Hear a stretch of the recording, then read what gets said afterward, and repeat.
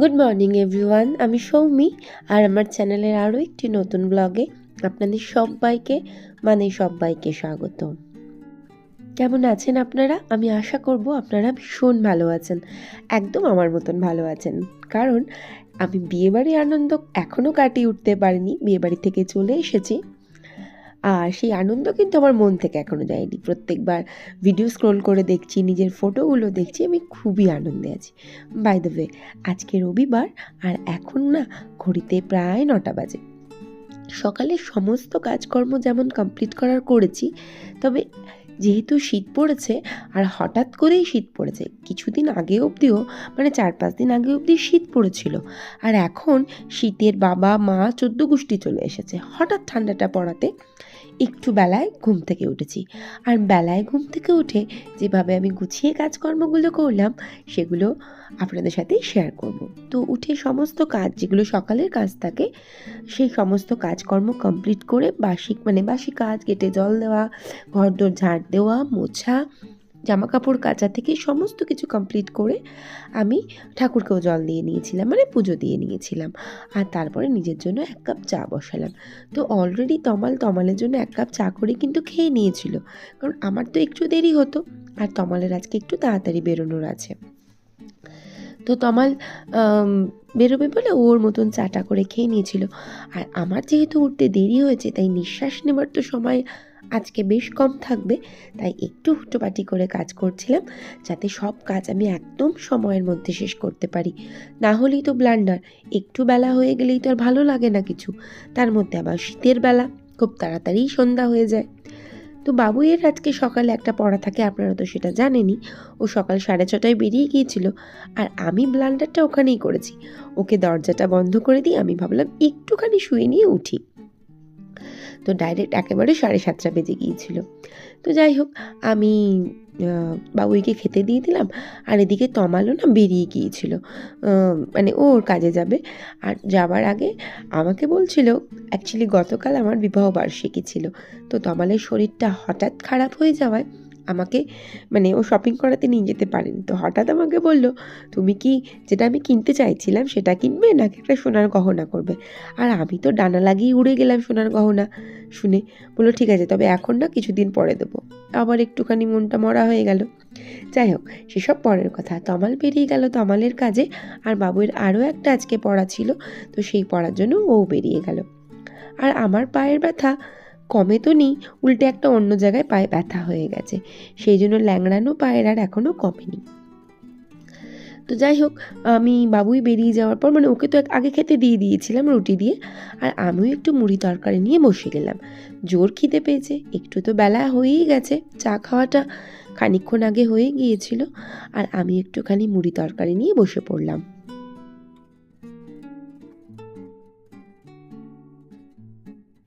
যেহেতু আজকে উঠতে বেশ বেলা হয়েছে, সেই জন্য একটা হেডেক আমার মাথায় চলছে, কখন আমার কাজটা কমপ্লিট হবে। তাই এতটুকু সময় নষ্ট না করে আমি কিন্তু একেবারে কাজে লেগে পড়েছি।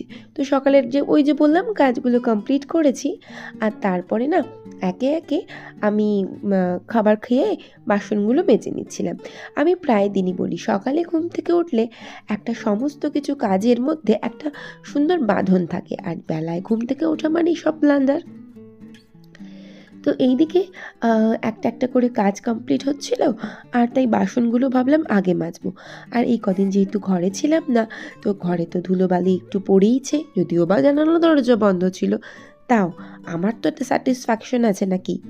তো সেই জন্য বাসন টাসনগুলো মেজে নিয়ে একদম পরপর সব কাজ করতে রেডি হয়ে গেলাম। তো একটু পরে রান্না বসাচ্ছি। রান্নায় সেরম কিছু থাকে না আমার আজকাল, ওই যে বললাম তো আমাদের ডায়াবেটিস ধরা পড়ার পর থেকে ও খুব বিশেষ কিছু মানে না, তবে আগের থেকে খাওয়াটা অনেকটা কমে গেছে। তো সেই জন্য আমার রান্নার ঝামেলাটাও আগে অনেকটা কমে গেছে। প্রথম যখন বিয়ে হয়ে এসেছিলাম, আজ থেকে প্রায় 17-18 বছর আগে, তখন তো আমাদের একটা শুকনো ভাতে খাওয়ার কিছু হতো, ডাল হতো, ভাজা হতো, একটা তরকারি হতো, তারপর মাছ মাংস ডিম যা হওয়ার হতো। আর এখন সেটা হয়তো 2 কি 3টে পদে নেমে এসেছে। তো একটা একটা করে সমস্ত জিনিসপত্র ঝেড়ে নিচ্ছিলাম।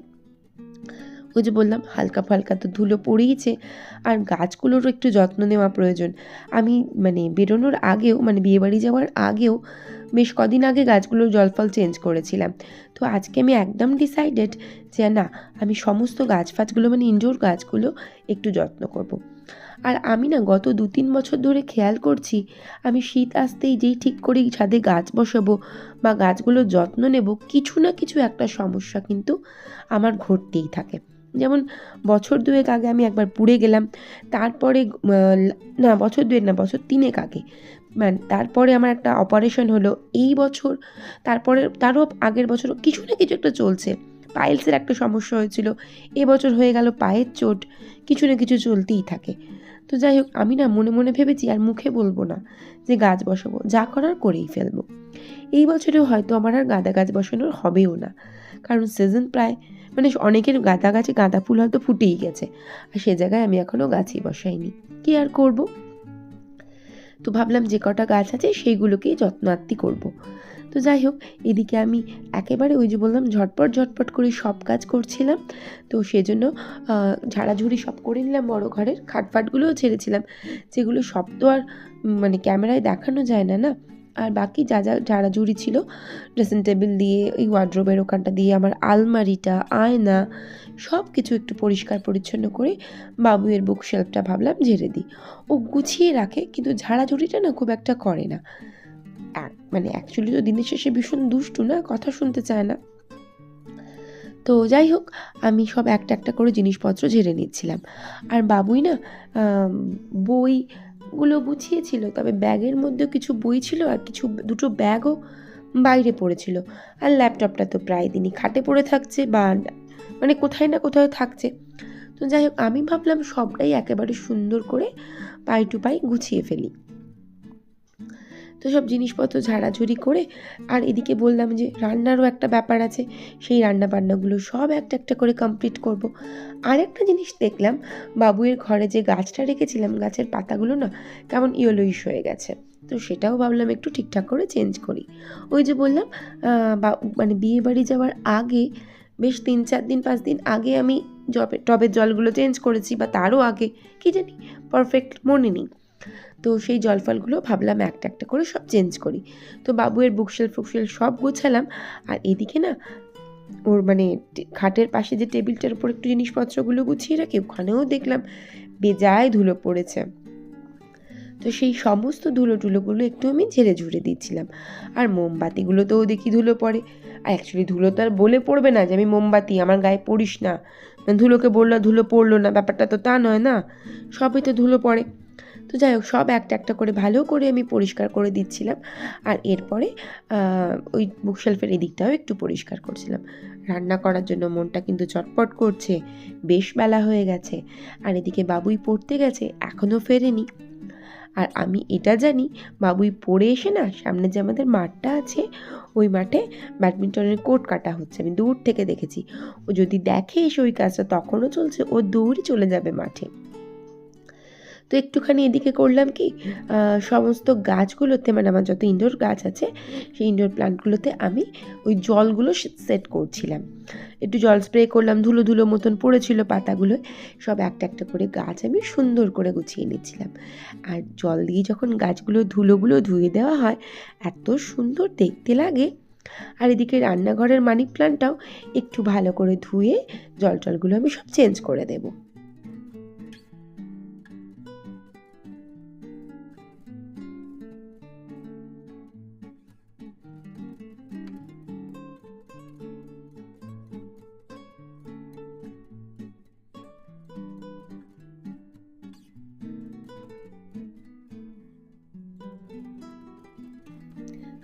ডাইনিং টেবিলের মানি প্ল্যান্টটা তো সব স্প্রে করে দিলাম জল, আর ওদিকে না স্পাইডারটাতে করিনি, স্পাইডারটার মাটিটা ইমিডিয়েট চেঞ্জ করতে হবে।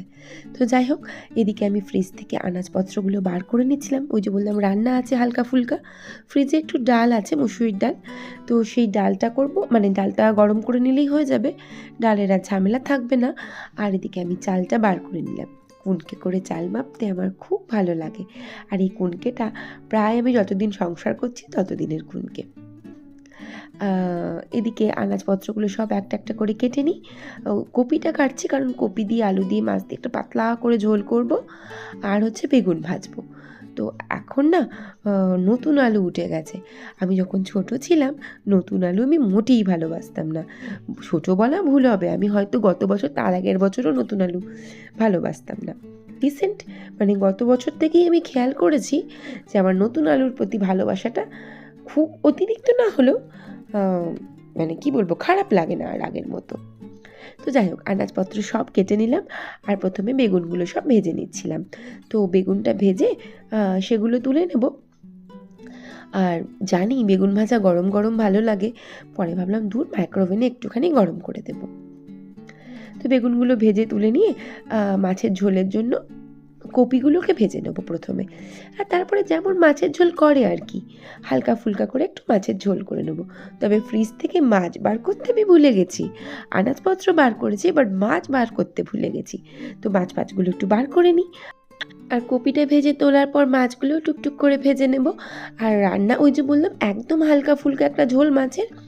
তো কড়ার মধ্যে একটুখানি জিরে দিয়ে আলুগুলো তুলে দিয়ে পেঁয়াজটা দিয়ে দিয়েছিলাম, সব ভাজা ভাজা হয়ে যাওয়ার পর টমেটো দিয়ে দিলাম, ধনেপাতা নামানোর সময় দেবো সরি, আর একটু লঙ্কা গুঁড়ো হলুদ গুঁড়ো দিয়ে খুব সুন্দর করে কষিয়ে নেব। আর একটু জল দিয়ে কষাবো, নাহলে তো মশলাটা পুড়ে যাওয়ার একটা হিউজ চান্স থাকে। তো ওদিকে মশলাটা কষাচ্ছিলাম, কাঁচা লঙ্কাও দেবো ঝালের জন্য। আর এদিকে দেখলাম ভাতটাও হয়ে গিয়েছে। তো মশলাটা কষিয়ে মানে আলু দিয়ে মশলাটা ভালো করে কষিয়ে নিয়ে জল ঢেলে ঢাকা দিয়ে নিয়েছিলাম। আর ভাতটা হয়ে যাওয়াতে ভাতটাও আমি উপর দিয়ে নিলাম। আর ছাদের মধ্যে না আছে একটা কম্বল, হালকা ফালকা, এই যে হালকা কম্বল যেটা দেখা যাচ্ছে, তো ওই কম্বলটা একটু রোদে দিয়েছিলাম, আর কিছু সক্স রোদে দেওয়া ছিল, সেই সক্সগুলো আমি তুলে নেব। আর দোতলায় না বেশ অনেকগুলো জামা কাপড় আছে, যেগুলো গতকাল আমি কেচেছিলাম, মানে প্রচুর জামা কাপড় কেচেছিলাম, তাই আজকে কেচেছি খুব কম।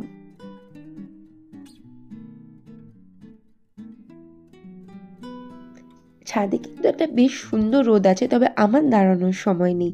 তো আমিও জামা কাপড়গুলো সব তুলে নিয়ে চলে এলাম। আর দোতলাতেও বেশ কিছু জামা কাপড় ছিল, এই যে এত জামা কাপড় ছিল দোতলার ব্যালকনিতে, ঘরেও ছিল। তো সেই সমস্ত জামা কাপড়গুলো তুলে আমি ঘরের মধ্যে আপাতত রেখে দিলাম। ও মা, দেখি কিনা চশমাটা খাটের মধ্যে ফেলে রেখেছে আমার শয়তান ছেলেটা। তো সেই জামা কাপড়গুলো রেখে মানে মানে এনি টাইম কেউ দেখতে না পেয়ে বসে পড়তে পারে তার মধ্যে। আর বিয়ে বাড়ি গিয়ে একটা চশমা ভেঙে নিয়ে এসেছে। তো যাই হোক, সেই চশমাটা চশমার জায়গায় রাখলাম। আর এদিকে দেখলাম মাছটা হয়ে গেছে, একটু ধনেপাতা দিয়ে মানে ধনেপাতা কুচি ছড়িয়ে মাছের ঝোলটা আমি নামিয়ে নেবো। একদম পাতলা ঝোল তো, তমাল আমি বাবুই সবাই আমরা ভালোবাসি এই হালকা পাতলা ঝোলটা খেতে। তো রান্না মোটামুটি কমপ্লিট, মোটামুটি না টোটালি রান্না কমপ্লিট, শুধু ডালটা মাইক্রোওভেনে গরম করলেই হয়ে যাবে। তো এবার রান্নাঘরটা একটু ভালো করে পরিষ্কার করে নিই, না হলেই তো হয়ে গেল, মানে এখন যদি না পরিষ্কার করি পরে এই শীতের মধ্যে ভীষণ লাদ লাগবে, যেটা আমার এতটুকু ইচ্ছা করবে না কাজ করতে পরে। তো ভালো করে ডাইনিং কাউন্টার টপ, রান্নাঘর মানে গ্যাস ওভেন সব ভালো করে একটু পরিষ্কার করো, মানে একবার সাবান এমনি মুছে, আবার খুব ভালো করে সাবান দিয়ে মুছে আবার আরেকবার মুছবো। সূচিপাতিক অনেকেই আপনারা বলতে পারেন। তো কাজটা কিন্তু খুব ফার্স্ট আমার কমপ্লিট হয়ে গেল। বেলাতে উঠেছিলাম, তবে মানে পরপর কোনো কিছু ফেলে না রেখে আগের কাজ পরে, পরের কাজ আগে, এইভাবে না ফেলে রেখে আমি আমার কাজগুলো কিন্তু সময়ের মধ্যে পারফেক্টলি ডান করে ফেলেছি, একদম কমপ্লিট আমার সমস্ত কাজ বললে একটু ভুল হবে, এখনও সিঙ্কটা পরিষ্কার করিনি, মানে ভালো করে তো মেজে রাখি সিঙ্কটা আমি, যাতে চকচক করে, একদম স্টিলের তো বেশ ভালো লাগে দেখতে। আর হচ্ছে ডাইনিং রান্নাঘর আর একবার ঝাড় দিতে হবে। আর সব শেষে আমার যেটা অভ্যাস, আমি একটুখানি ধূপ জ্বালাই, মানে অ্যাকচুয়ালি রান্না করার পরে ধূপ না জ্বাললে আমার ভীষণ অস্বস্তি হয় ধূপ জ্বালবো, নইলে মানে রুম ফ্রেশনার দেবো, অথবা মোমবাতি জ্বালাবো, যাতে সুন্দর একটা গন্ধ ছাড়ে ঘরের মধ্যে। তো সেই যাই হোক, ঝাঁটফাট দিয়ে নিলাম আর একটু জানালাগুলো বন্ধ করি, কারণ শীতটা তো বেশ জাঁকিয়েই পড়ছে আস্তে আস্তে। আর তাছাড়া জানলা এমনিও বন্ধ করে দিই আমি রান্নাবান্না হয়ে যাওয়ার পর কিছুক্ষণ পর। তো সব কাজ কমপ্লিট করার পর একটু ধূপ জ্বেলে দিয়েছিলাম, আর কাজকর্ম সব কমপ্লিট। বাবুই এখনও ফেরেনি, ওই যে বললাম মাঠে যাবে, মাঠ থেকে ফেরেনি, ও ফিরবে, তমাল ফিরবে, তারপর সবাই একসাথে খেতে বসবো। তো ব্লগটা আজকে এখানেই শেষ করি। দেখা হচ্ছে আমার নেক্সট ব্লগে। ভালো লাগলে প্লিজ পাশে থেকে যাবেন ভিডিওটা দেখার জন্য। Thank you.